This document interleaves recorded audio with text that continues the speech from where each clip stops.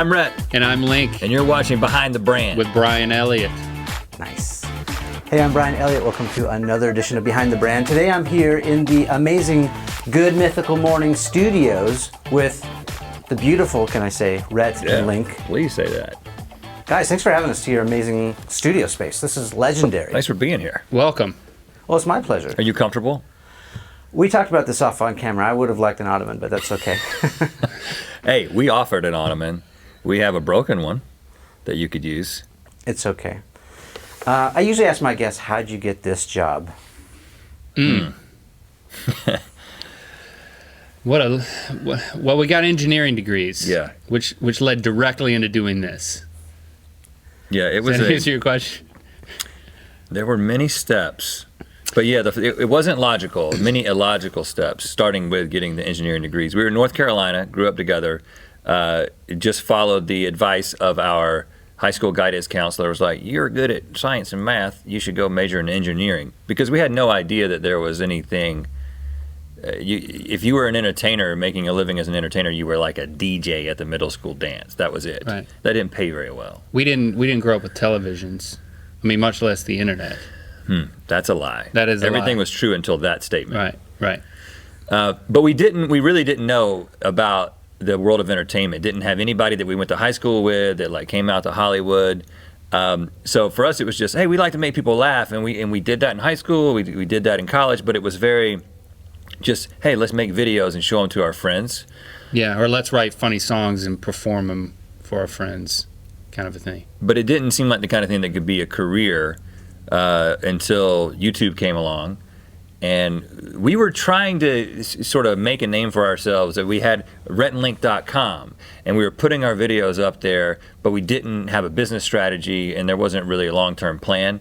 YouTube comes along, and people started taking our videos from our website, because you could just go download them off of our little QuickTime interface, and then post them up to YouTube. Somebody did that with one of our videos. It got 1,000 views in a day. We were like, that's more views than we've gotten all year on our website. Maybe we should do this intentionally. I mean, there was no money in that. I mean, it Right. literally was just, awareness at that time. But there was a creative director / writer at an ad agency who saw that probably on his Facebook wall, and then he started pitching us to some of his clients to make web marketing videos, because everyone started to think they might want to get into that in like 2007, 2008. Right. Or And at least before that- ad agencies did. But even before that, we were like, okay, there are businesses out there, and we make funny videos. Maybe there's a way to get some of that money from these businesses. And so the first time we did that was we wrote a song about cornhole, the game. And we called it the Cornhole Song, because that's just how we named every song back in the day. If it was a song about something, it was the blank song. Have you played cornhole? Oh, all the time. And we literally started cold calling. We went to websites that sold cornhole Boards. equipment. And then we would find the number, and we would call the number, and we'd be like, we've written a song about cornhole, and we can put your brand into the video.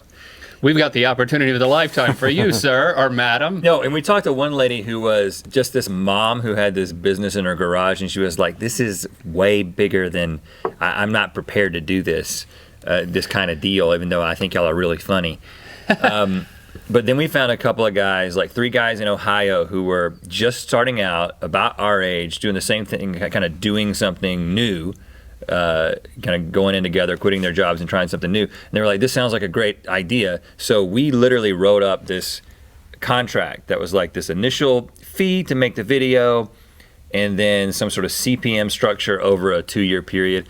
We were just making this up as we go. We were like searching like, what's a good CPM to charge, and we did like a 2-year deal. I also searched, what's a CPM? Exactly. And it worked, and it was like a success. They were happy, we were happy. We did that a couple more times, and then once the business side of this kind of caught up and the industry started seeing guys like us as an opportunity for advertising, we didn't have to write the contracts and make the calls anymore. We started getting the calls and slowly transitioned it into a business. That's awesome. Did you have like any side hustle or like part-time gigs while you were building the channel, or did you just go all in from the beginning? Which It one of you was- worked at Starbucks? That's what I want to know. Yeah, I didn't work at the Starbucks. Yeah, it was a pretty clean transition. I mean, there were a couple of months there where we were like, I don't know if this is going to work. Am I going to have to go work for my father-in-law? We did make because we were working out of a basement at my father-in-law's a dentist, and he had this like corporate headquarters that had this really dark and dank basement that he just threw stuff in, and he was like, you guys can use this as your studio. Perfect. So literally the first desk that we ever sat down and did any sort of web videos we did a thing called the Rhett Link Cast Live, this live broadcast on Ustream way back in the day. And there was literally the toilet from the corporate headquarters, the pipe came right over our heads, and so every time, it was a live video, every time they flushed upstairs, you could clearly hear it in the microphone. That was our first setup. But we did make a commercial for a dentist, for his father-in-law. Yeah, we did. To make a little extra scratch at the beginning. Oh, and we did a wedding video. We did one wedding video. Maria Matthews' wedding video. Is that online anywhere we can find it? We Google it, I don't think so, but no, it's on a mini DV tape somewhere in like a shoebox. But there is a really great scene of Jeff and Maria dancing in slow-mo in black and white. Oh yeah, I think I crossfaded. Like I crossfaded between them like dancing and like a wide shot to then a close-up of them. They're literally the only couple that has a Rhett Link directed wedding video. Yeah. How much did they pay us for that? I think we did that as a favor because she was a friend. Maybe $200. That's got to be worth at least $220 by now. Really? Yeah. I'll go get it right now. I do have a copy. Do you want to buy it? Yeah. But right at the moment when it seemed like, okay, I don't know if this is sustainable, because this is before the partner program, was when we got that call from a guy at an ad agency who was working with Alka-Seltzer. And apparently they asked the Sklar brothers first to make a series of food-themed videos like across America. And the Sklar brothers like knew what to charge.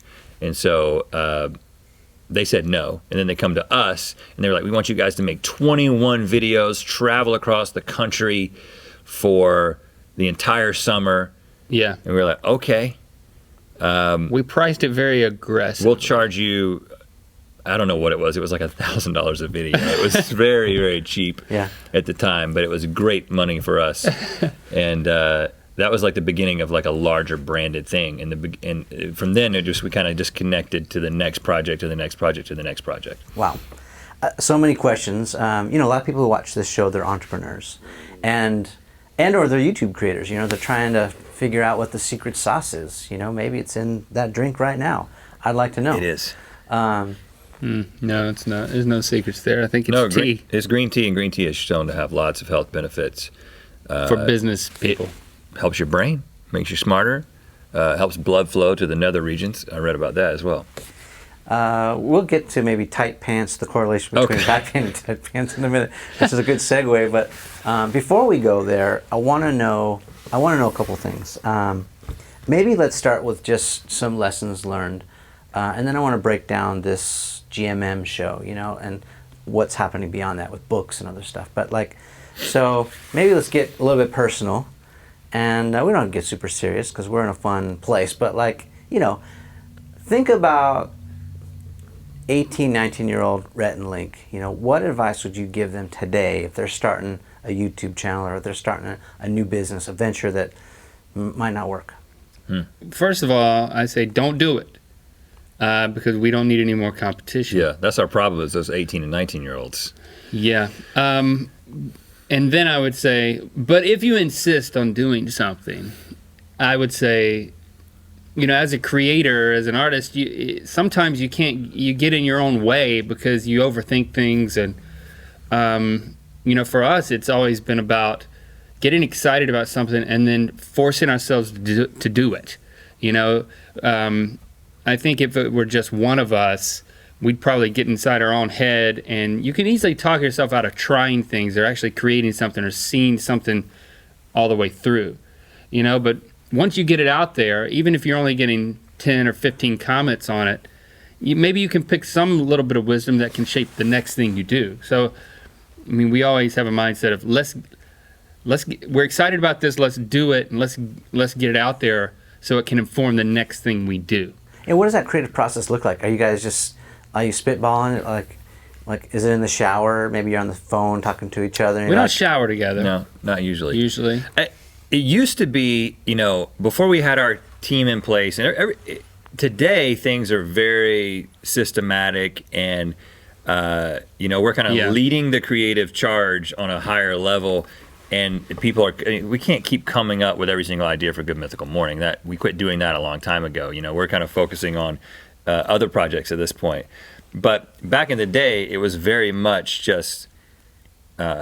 Before it was a career, we were like, we got to get together once a week, and we just got to come up with ideas.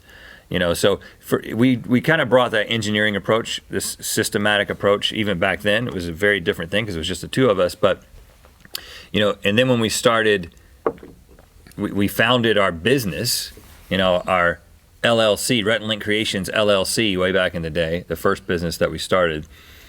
It was, okay, let's go into an office every single day at 8 o'clock, and let's go home at 6 o'clock. And if we do that, if we just commit to going into a business together, some physical space, something good has got to come out of that, kind of committing to it. As long as there's not too much napping involved. Right. So I think the partnership is a big part of it, because like Link was alluding to, it'd be very difficult to do by yourself. There are some people who are just very motivated and self-inspired and can kind of think of these ideas in a vacuum. But for us, it is this throwing out an idea, shooting down an idea, fine-tuning an idea, and then getting to a place where it's kind of got our touch, both of our touches on it, without touching each other. And then we've got an idea that we feel comfortable moving forward. And then we've kind of over the years I am kind of a beginner and Link is kind of a finisher. And that has worked really well. And that wasn't something that was planned. It's just like, oh, okay, that works really well. He loves to sit in an edit bay. He loves to give opinions on things.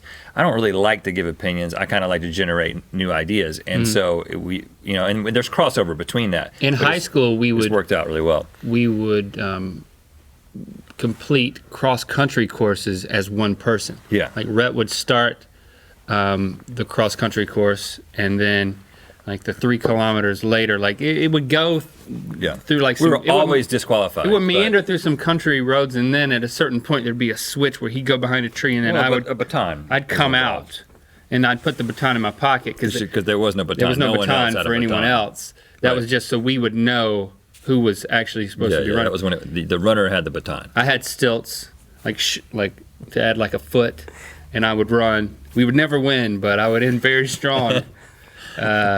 I would finish. So what you're saying is like a yin and yang kind of relationship. Yeah, or yin yang as we called it. Until like 5 years ago. I didn't know there wasn't There's two no G's. G's in there. Well, there's a G at the end of it. We just yang always. We just knew that when Trent started wearing that yin yang necklace, that wasn't good. That wasn't good because that was Eastern.